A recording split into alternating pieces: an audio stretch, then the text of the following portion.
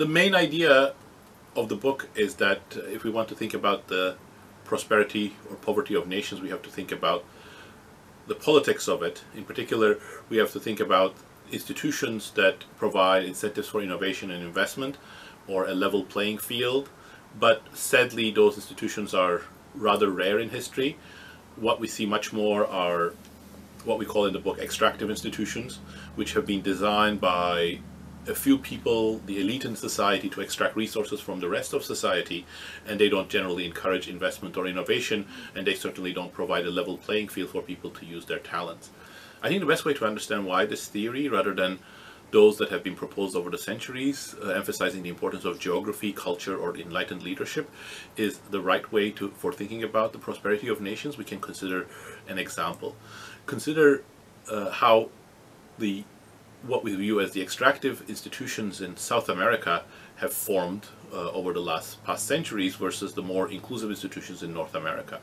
If you look at the way that the Spanish conquistadors conquered Latin America, the main thing they were interested in were gold, silver, and people to enslave and capture and put to work to produce goods and food for them.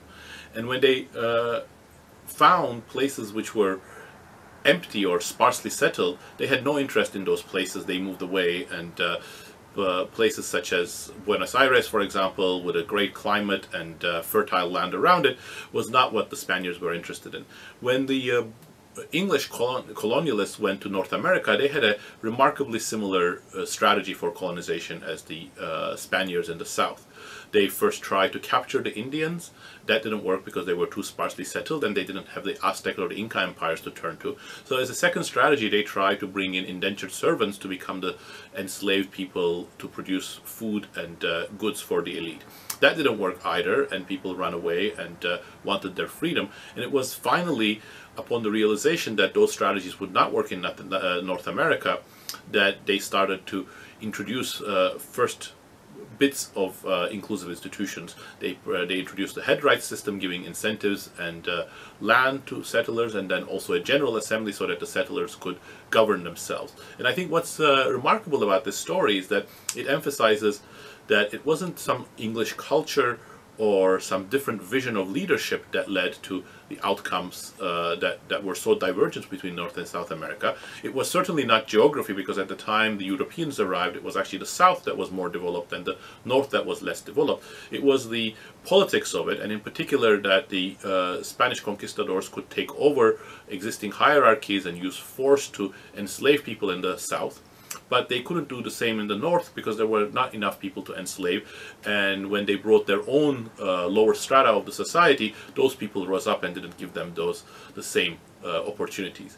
And those beginnings of institutions have persisted and led to a more inclusive system in the North and to a more extractive system in the South.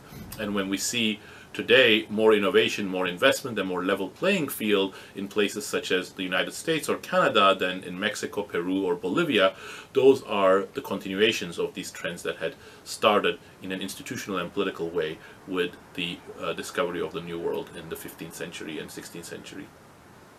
You know, when we started working on this, the sort of topics that we cover in this book were not popular among economists, who focused on such things as unemployment, monetary policy, business cycles, but with big picture questions about long-run development weren't popular, and when they were posed in an entirely non-political context. And both James and I realized that you could really not divorce the economic trajectory of a nation from its political dynamics, and we brought a political aspect a political viewpoint to this problem, and we started writing academic papers both on the theory and empirical and historical analysis of these problems.